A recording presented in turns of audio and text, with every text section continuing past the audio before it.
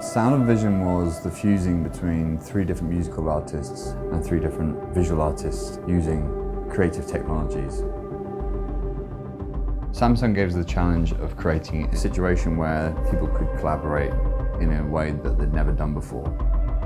And it was a way of really expressing the fusion between music and art and how technology can play a really instrumental part in that.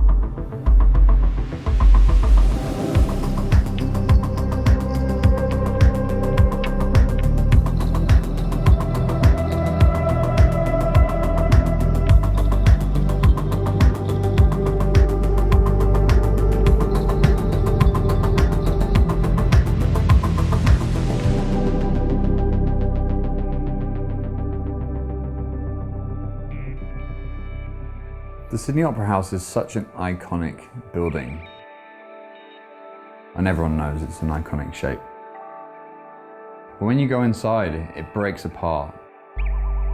The walls step out and step out and step out. Acoustically, it's really lent towards a kind of a classical performance. So we wanted to introduce the Opera House in a way that people had never seen before. And each one of these 3 shows had 3 completely different flavours. We had Charles Murdoch, who was on Future Classics record, and we combined him with Tin and Ed, a pairing from Melbourne. They work very much in print and graphic media. And we fused them together using a sound control program produced by a gentleman called Chris Vick. The second show was Banoffee and Oscar Key Sung, and we fused them with Prue Stent, a very interesting young photographer. Pierre Prosk, he used Connect 2 sensors to animate and to bring to life some of Prue's work. And on the third show we had Nonotech, Parisian-based visual artists working in the new media sphere as well, and Empress of, a Brooklyn-based electronic pop live act. The Nonotech visuals being triggered by the MIDI triggers that came from the artists. And we combined it all together to create a stage show that was really responsive and synesthetic.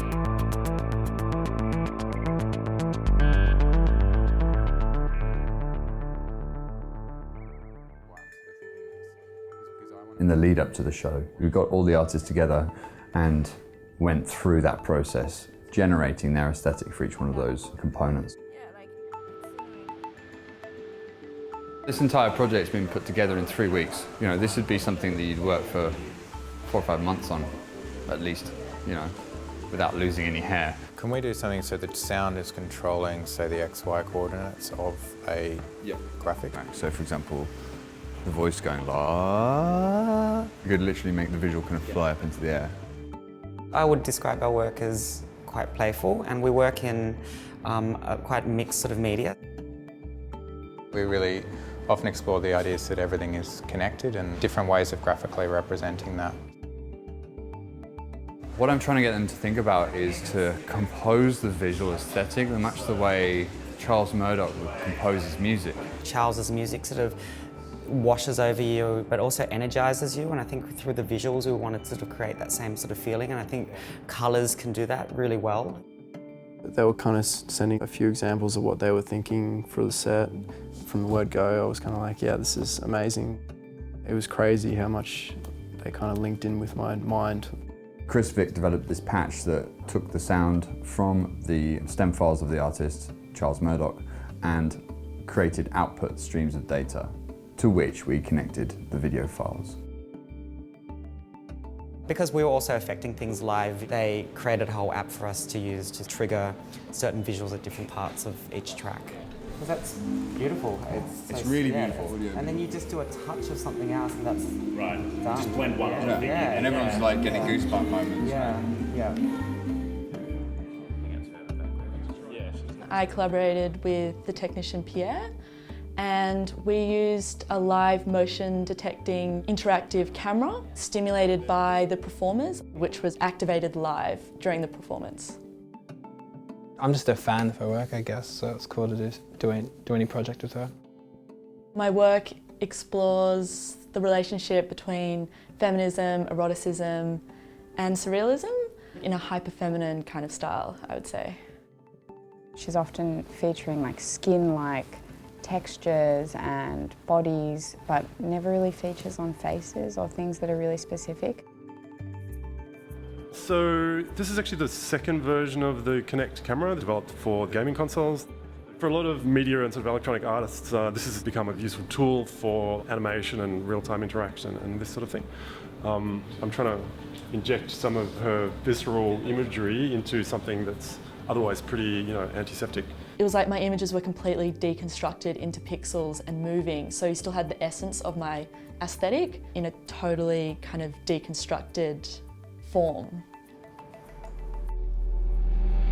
Untitled and Empress of an onslaught of visual explosions. We're really inspired by architects that create immersive spaces. We think about the setup, the visuals, the music, everything all together. It's the first time that we do a collaboration with a different musician. I had never seen Non-Attack's work before. I just heard everyone speak really highly of them. So I discovered their work through this. And yeah, I'm totally blown away by them. And I'm really, really excited to work with them. By putting a lot of haze in the Sydney Opera House, we'll be able to materialize every beam of light. So, for instance, like a point's gonna look like a big line, and like a line's gonna look like a big wall. So it's more abstract, more enveloping, more immersive. I sent him my Ableton session a couple days ago, and then they created their live set based on my audio stems. It's just really cool to see how those two fuse together and how it's like pretty much the same thing. It's just MIDI and rhythms. It's kind of like throwing all the ingredients in a bowl, popping it in the oven, and then having 3,000 people turn up for when you open that oven,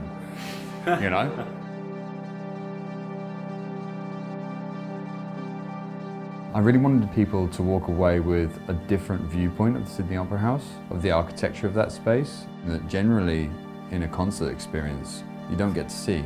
It's all enclosed in, it's all encased with lights and staging. And we stripped everything out.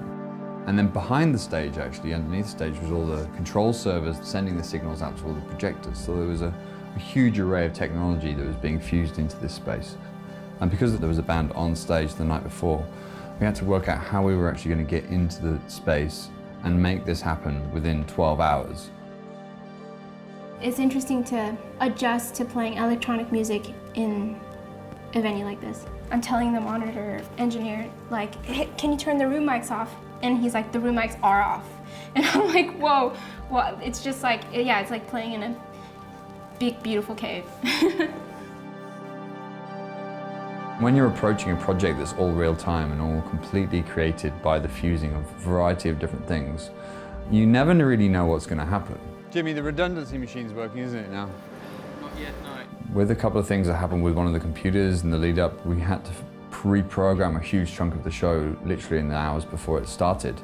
So the pressure was incredibly intense. I'm just worried about for you guys that you're not going to run. You're running Redundancy. out of time with different things. And Take a deep breath, a glass of water, and just going, okay, let's move on,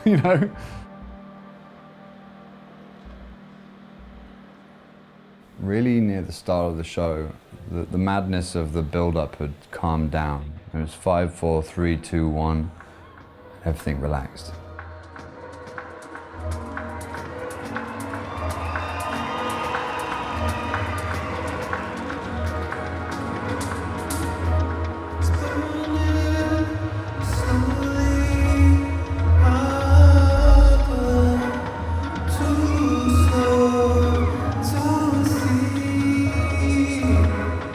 It was a strange feeling, just letting go and watching how it happened.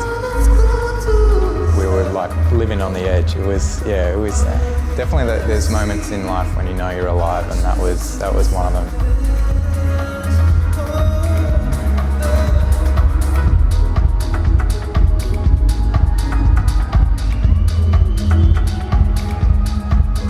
It just felt amazing to play something and the visuals react to that.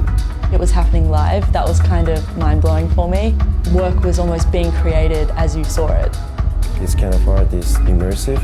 You just have your own like experience.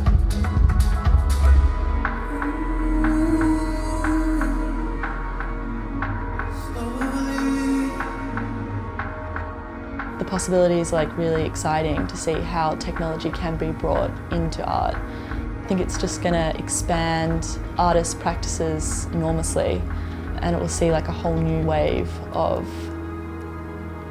artistic expression.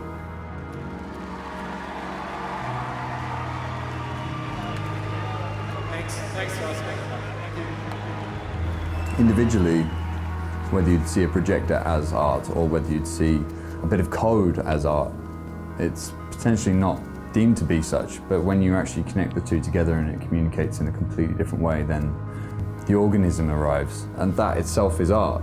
You know, it's a multifaceted art form in itself.